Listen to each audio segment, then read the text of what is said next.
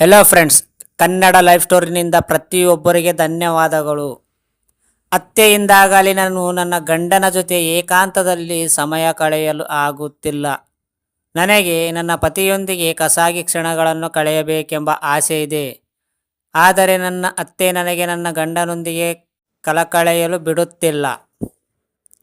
ನಾನು ನನ್ನ ಗಂಡನೊಂದಿಗೆ ಸಮಯ ಕಳೆಯಲು ಪ್ರಯತ್ನಿಸಿದಾಗಲೆಲ್ಲ ನನ್ನ ಅತ್ತೆ ಯಾವಾಗಲೂ ನನ್ನ ಕೊನೆಗೆ ನಗಲು ಪ್ರಯತ್ನಿಸುತ್ತಾಳೆ. ನಾವು ಸುಮ್ಮನೆ ಕುಳಿತು ಮಾತನಾಡುತ್ತಿದ್ದರೂ ಅವರು ತನ್ನ ಮಗನಿಗೆ ಏನಾದರೂ ಕೆಲಸ ಕೊಡುತ್ತಾರೆ. ಇದೆಲ್ಲವನ್ನು ನೋಡುವಾಗ ಆಕೆ ನನ್ನ ಗಂಡನೊಂದಿಗೆ ನನ್ನನ್ನು ದೂರವಿರಲು ಅವಳು ಉದ್ದೇಶಪೂರ್ವಕವಾಗಿ ಇದನ್ನು ಮಾಡುತ್ತಿದ್ದಾಳೆ ಎಂದನಿಸುತ್ತದೆ. ಇದು ನನಗೆ ಕಿರಿಕಿರಿಯುಂಟು ಮಾಡುತ್ತಿದೆ. ಇದನ್ನು ಪರಿಹರಿಸಲು ನಾನು ಏನು ಮಾಡಬಹುದು? ನಾವು ಸಂಬಂಧದಲ್ಲಿರುವಾಗ ಅದು ಯಾವುದೇ ರೀತಿಯ ಸಂಬಂಧವಾಗಿರಲಿ, ಜನರಲ್ಲಿ ಯಾವಾಗಲೂ ಸುರಕ್ಷತೆ ಮತ್ತು ಅಭದ್ರತೆಯ ಭಾವನೆ ಕಾಡುತ್ತದೆ. ಅದು ಪುರುಷರಾಗಲಿ ಅಥವಾ ಮಹಿಳೆಯರಾಗಲಿ ಅದನ್ನು ಎದುರಿಸಲೇಬೇಕು. ತಾಯಿಯ ಈ ಭಾವನೆ ಸಾಮಾನ್ಯ. ಕೆಲವೊಮ್ಮೆ ತಾಯಿಯ ತನ್ನ ಮಗುವಿಗಾಗಿ ಇಡೀ ಜೀವನವನ್ನೇ ಮುಡಿಪಾಗಿಟ್ಟಿರುತ್ತಾಳೆ. ಮಗುವಿಗೆ ಜನ್ಮ ನೀಡುವುದರಿಂದ ಹಿಡಿದು ಮಗುವನ್ನು ಪೋಷಿಸುವುದು, ಬೆಳೆಸುವುದು, ವಿದ್ಯಾಭ್ಯಾಸ ನೀಡುವುದು, ಒಬ್ಬ ಉತ್ತಮ ವ್ಯಕ್ತಿಯನ್ನಾಗಿ ಮಾಡುತ್ತಾಳೆ.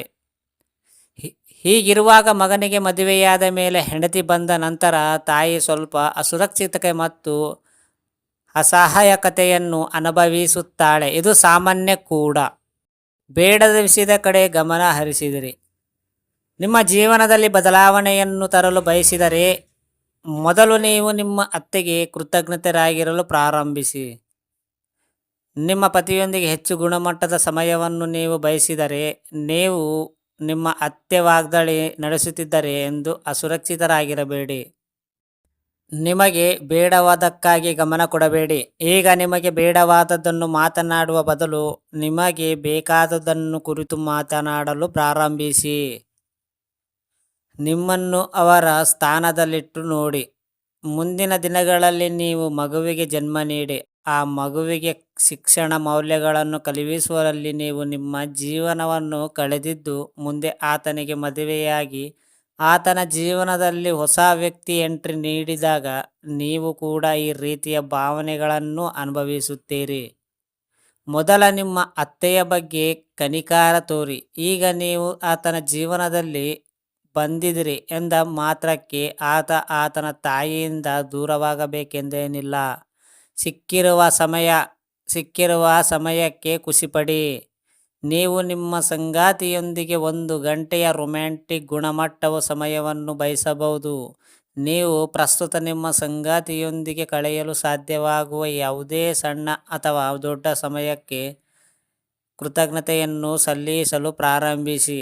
ಅದು ಕೇವಲ 1 ನಿಮಿಷಗಳ ಆಗಿರಬಹುದು.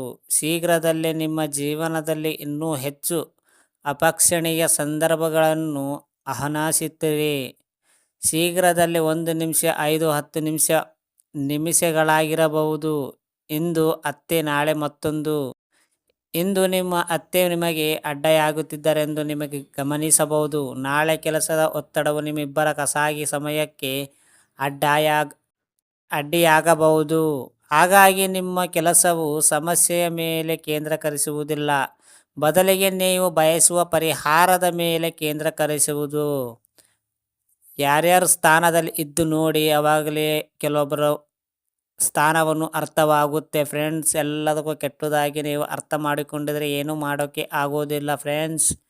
ಅತ್ತೆ ಸ್ಥಾನದಲ್ಲಿ ನೀವು ನಿಂತಿದ್ರೆ ಅಂತ ನೋಡಿ, ಅವಾಗ ಅತ್ತೆ ಏನು ಅಂತಂದರೆ ಗೊತ್ತಾಗುತ್ತೆ. ಸೊಸೆ ಜಾಗದಲ್ಲಿ ನೀವೇ ಸೊಸೆ ಅಂತ ಅಂದ್ಕೊಂಡು ನೋಡಿ, ಅದು ಹೇಗೆ ಅನಿಸುತ್ತೆ ಗೊತ್ತಾಗುತ್ತೆ. ಈ ಸ್ಟೋರಿ ಕೇಳಿದ ಪ್ರತಿಯೊಬ್ಬರಿಗೆ ತುಂಬ ಧನ್ಯವಾದಗಳು.